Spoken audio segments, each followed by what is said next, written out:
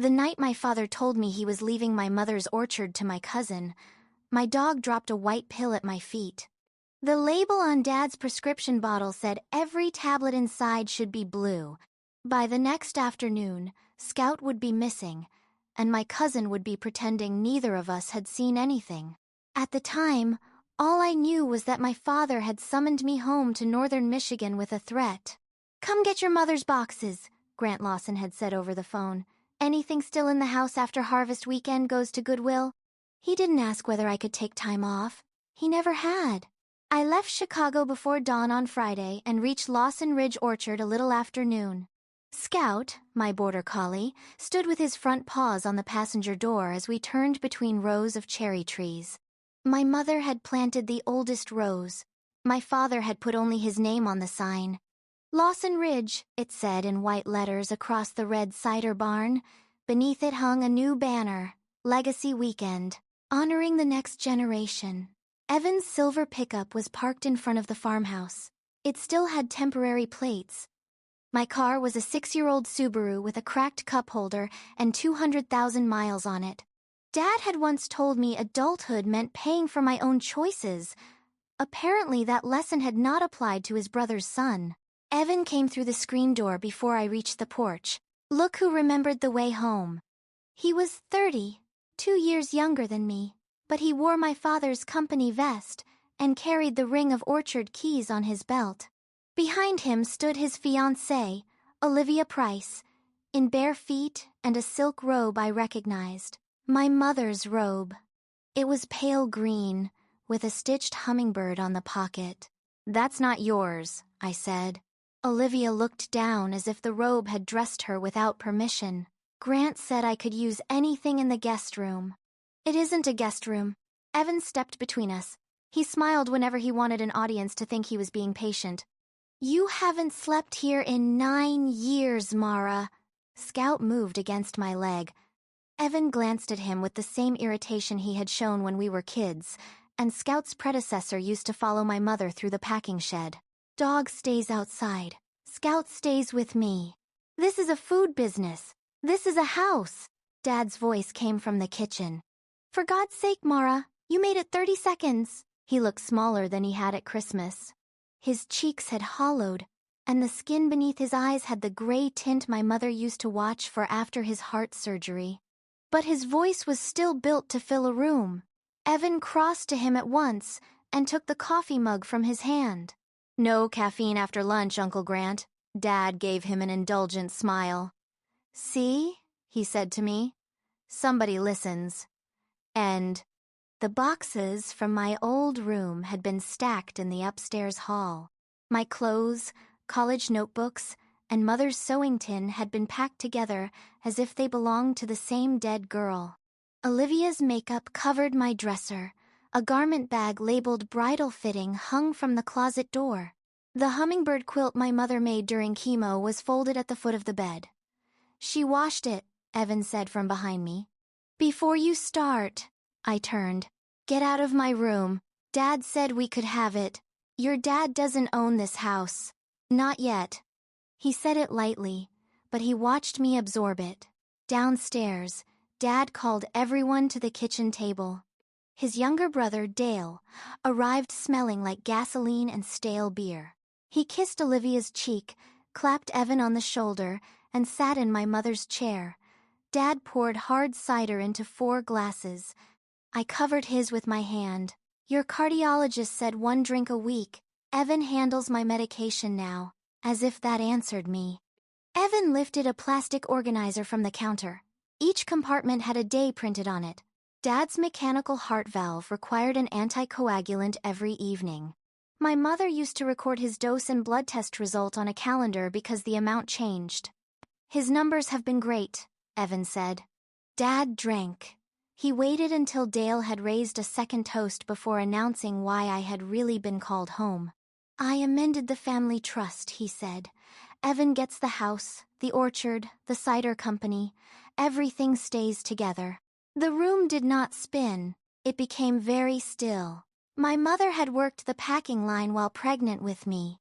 She had driven fruit to market with a chemotherapy port taped beneath her shirt. Half the land had come from her parents. Dad looked almost pleased by my silence. You have your life in Chicago, Evan stayed. You left him everything because he lives 12 minutes away?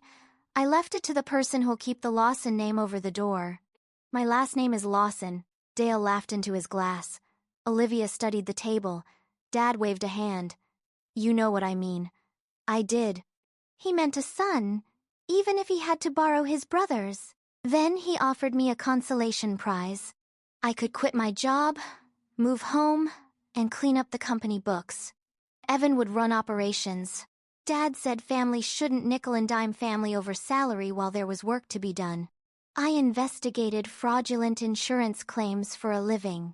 I interviewed contractors, traced invoices, and found the gap between what people said and what the records allowed. Dad wanted that skill for free. He wanted Evan to own it. No, I said. Dad slapped his palm against the table. The glasses jumped. Your mother knew how to sacrifice for a family. My mother died believing this place would be mine too. His face hardened. Your mother died worried you'd turn every kindness into an invoice. That was a lie. It was also cruel enough to tell me he had been saving it. I stood. Scout rose with me. Evan caught my wrist. Don't make another scene. I looked at his hand until he released me. Dad reached for his evening pills. Evan tipped 3 tablets from the organizer into his palm and closed Dad's fingers around them. 1 tablet fell and skittered beneath the table. Scout moved faster than Evan. He put a paw over it, then picked it up without swallowing. He had been trained to retrieve dropped objects. When he placed the pill against my shoe, I wrapped it in a napkin. Evan crouched beside me. Give me that. I picked up the prescription bottle from the counter instead. The label identified Dad's anticoagulant by shape and color. Blue, oval. The tablets visible through the amber plastic were blue. The pill in my napkin was round and white. What is this? I asked. Evan took the bottle from my hand. One of his vitamins. You put vitamins in the same organizer? I put in what his doctor told me to. Which doctor? The one who's been here while you were busy billing strangers for your concern. Dad laughed at that. Dale did too. Evan held out his hand for the pill. I folded the napkin and slipped it into my pocket. For the first time all afternoon, his smile disappeared. I photographed the pill in my room beside a quarter, then sealed it in an empty prescription vial from my travel bag. I wrote the date, time, and where Scout had found it on a strip of painter's tape. It wasn't evidence a prosecutor could build a case around. Too many people had been near it. I couldn't prove where it came from or what it contained, but a weak lead was still a lead. At 2 a.m, Scout lifted his head from the rug. Someone was moving downstairs. I had bought a small action camera for our trail runs along Lake Michigan. Its plastic clip fastened beneath Scout's black chest harness, almost invisible in his fur. I turned it on. Find Grandpa, I whispered. Scout knew the game. He nudged my door open and slipped into the hall. I followed as far as the landing. Evan sat at the kitchen island with Dad's pill organizer open in front of him. Beside it stood 2 bottles and a paper pharmacy bag. He looked toward the stairs, then began pushing tablets from one bottle into the compartments. Scout padded closer. From above, I could see only Evan's shoulders. The camera would have the lower angle. Scout's tags tapped the cabinet. Evan spun around. His elbow struck the organizer, scattering pills over the floor. Damn dog. He swept up the 2 bottles. Scout barked once. Evan raised his foot. Try it, I said from the stairs. He froze. What are you doing up? Watching you kick a dog because he saw you with a pill bottle. I was fixing Uncle Grant's doses. He forgot Tuesday. It was Friday. I walked into the kitchen, but Evan had already shoved the bottles into the pharmacy bag. Let me see them. No. Then wake Dad up. You want to upset a heart patient at 2 a.m? He looked down at Scout, and something in his expression changed. His eyes followed the black harness strap beneath the dog's chest. I called Scout back. Evan smiled again, but this one arrived too late. At breakfast, Dad said I was no longer welcome at the farmhouse. Evan had told him I accused them both of trying to poison him. I had used the word switch. Evan supplied poison because it made me sound unhinged. You come up here twice a year, Dad said, and suddenly you're the expert on my body. Show me the white pill. What white pill? Exactly. He pointed toward the porch. Take your boxes and go after the legacy lunch. I should have left then. I stayed because 300 people were coming to the orchard, and Dad looked as if the walk from the kitchen to the barn had exhausted him. The legacy lunch was an expensive way for my father to tell the county he had chosen a son. A local radio host introduced Evan as the future president of Lawson Ridge. Dad handed him the ceremonial keys to the cider barn, while employees applauded because they were being paid to. I stood behind the last row of folding chairs with Scout. My father praised Evan for loyalty. He did not mention my mother once. After the speech, Dale found me near the loading dock. You made your point, he said. Don't ruin this for your dad. What point? Big city job. Big city car. You're better than everybody. I looked past him at Evan, who was pouring cider for a county commissioner with one hand and keeping the other around Dad's shoulders. Did Evan ask you to talk to me? Dale's eyes moved to Scout's harness. That animal shouldn't be around food. He walked away before I could answer. 20 minutes later, Scout was gone. His leash had been tied to a post beside the farm office while I carried a box to my car. The leash remained. The brass clip had been opened, not broken. I called his name until my throat hurt. Evan appeared with Olivia and 2 guests. Lose something? Where is he? Maybe he got tired of waiting for you to leave. I grabbed the front of his company vest. Dad shoved between us. His palm struck my cheek hard enough to turn my head. The closest guests went quiet. Evan took half a step behind him, watching me with the corner of his mouth lifted. I tasted blood where my teeth had cut the inside of my lip. Someone took Scout. No one wants your damn dog.